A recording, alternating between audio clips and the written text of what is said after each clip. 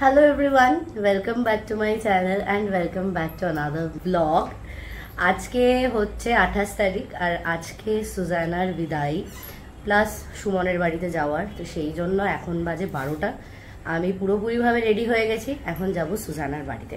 অনেক লেট হয়ে গেছে, আমি মাত্র ফোন করেছিলাম কারণ ওর অলরেডি বেরিয়ে যাওয়ার কথা এই সময়ের মধ্যে। তো ফোন করে এটাই জানলাম যে আছে কি নেই, কারণ রেডি হয়ে গেলাম, গিয়ে দেখলাম বেরিয়ে গেছে, তখন একটু প্রবলেম হয়ে যাবে। কিছুই প্রবলেম হবে না, আবার বাড়ি ফিরে আসতে হবে, সেই জন্য জেনে নিলাম। তো দেখলাম, শুনলাম যে ওর খেলা চলছে।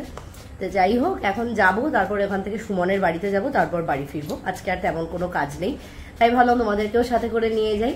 সো চলো, ভিডিওটা স্কিপ না করে দেখতে থাকো। আর যদি ভিডিওটা ভালো লেগে থাকে তাহলে একটা লাইক করে দিও, চ্যানেলে নতুন হলে একটা সাবস্ক্রাইব করে দিও, আর কিছু জানার থাকলে কমেন্ট করে অবশ্যই জানিও। আর আজকে জানি না কত দূর কি ভিডিও করতে পারবো, কারণ দেবায়ন আমার সাথে নেই, ওই বেসিক্যালি ভিডিও করে দেয়, আমাকেই করতে হবে ওদের ভিডিও। তো চলো এখন যাওয়া যাক।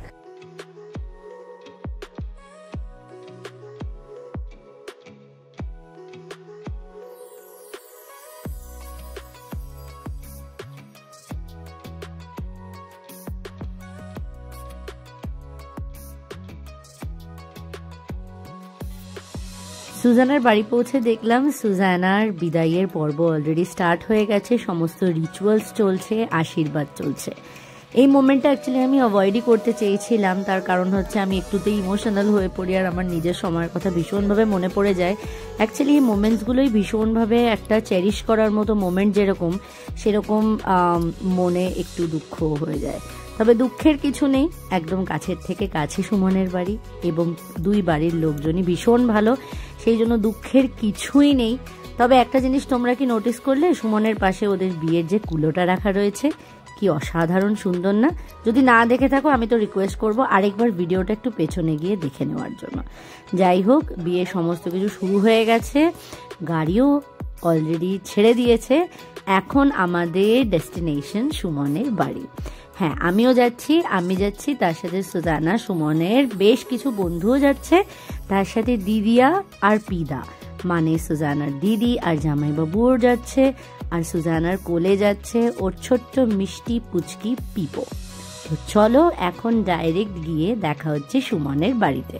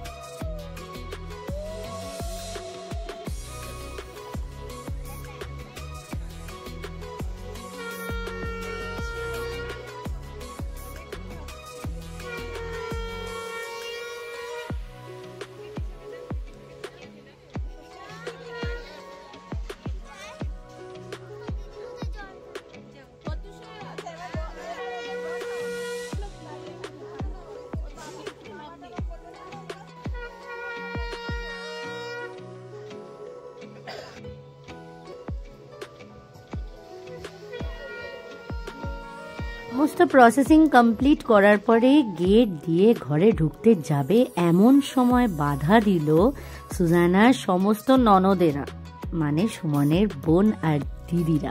তারা তো একেবারেই ছাড়ার পাত্রী নয়, কারণ তাদেরকে তো তাদের হিসাবটা মেটাতেই হবে। দাদাকে, ভাইকে তো তাদের হিসাব মেটাতেই হবে। সমস্ত হিসাব টিসাব মিটিয়ে এখন সুজানা নিজের বাড়িতে ঢোকার পালা। তো তোমরা ওই মোমেন্টসগুলো এনজয় করো।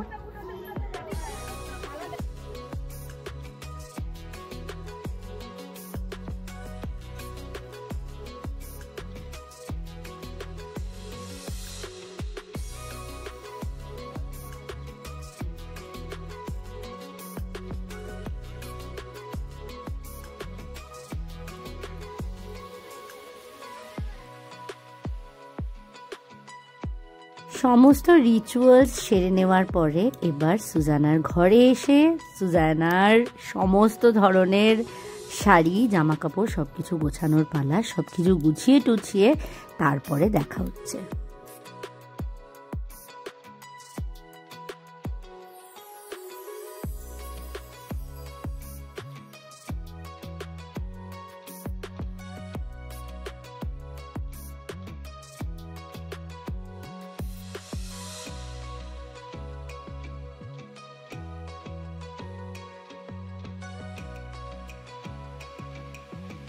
আপাতত বন্ধু বলতে আমি একাই আছি, আর এই যে সুজানা, পিপো, দিদিয়া আর পিদার সাথে, কারণ ওরা সবাই বেরিয়ে যাচ্ছিল।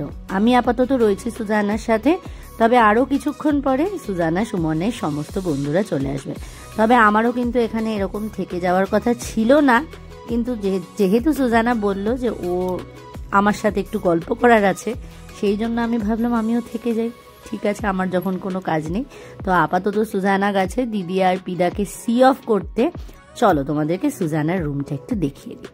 এই হচ্ছে ছোট্ট সুজানার মিষ্টি সংসার আর তার রুম। আর এখন গেছে সুজানা খেতে, সেই জন্য আমি একটুখানি বসে বসে কি করব ভাবছিলাম, তাই একটুখানি নিজেরই ভিডিও করে নিচ্ছিলাম। একটু পরে সুজানা এলে তারপর দেখা হচ্ছে। তবে সত্যি কথা, একটা নতুন বাড়িতে গিয়ে সাথে যদি একজন কাছের মানুষ থাকে, স্পেশালি বন্ধু বা বোন বা দিদি থাকে, তাহলে ভীষণভাবে হালকা লাগে।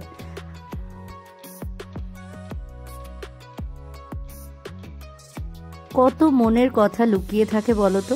আর এখন আমরা সেটাই করছিলাম। ছোটবেলার কত গল্প, কত স্মৃতি, এই বিয়ে নিয়ে ছোটবেলা থেকে কত ইয়ার্কি ঠাট্টা মজা, কত কিছু স্বপ্ন আমাদের ছিল। আজকে দুজনেই এই সমস্ত কথাগুলো স্মৃতিচারণ। আর তার সাথে এই যে চুলের মধ্যে সমস্ত মেকআপ আর্টিস্ট যে সমস্ত স্প্রে দেয়, তার জন্য তো চুল একেবারে ড্যামেজ হয়ে যায়। এখন আমি সেইটাই ছাড়াতে ব্যস্ত। তবে ফরচুনেটলি পুরোটা ছেড়ে গেছে, কারণ আমার সময় আমি যে মিস্টেকটা করেছিলাম সেই মিস্টেকটা কিন্তু সুজানার সাথে হতে দিইনি। তারপরে বিকেল হতেই সুজানার সমস্ত ননদেরা এসে পড়ে, এবং তারপরে আমরা যে কি আড্ডা শুরু করি সেটা আমার ভিডিও না করা দেখেই বুঝতে পারবে। গল্পে আমরা এতটাই মশগুল হয়ে গেছিলাম যে আমার মাথা থেকে বেরিয়েই গেছিল যে একটু কিছু ভিডিও করলে মনে হয় ভালো হতো।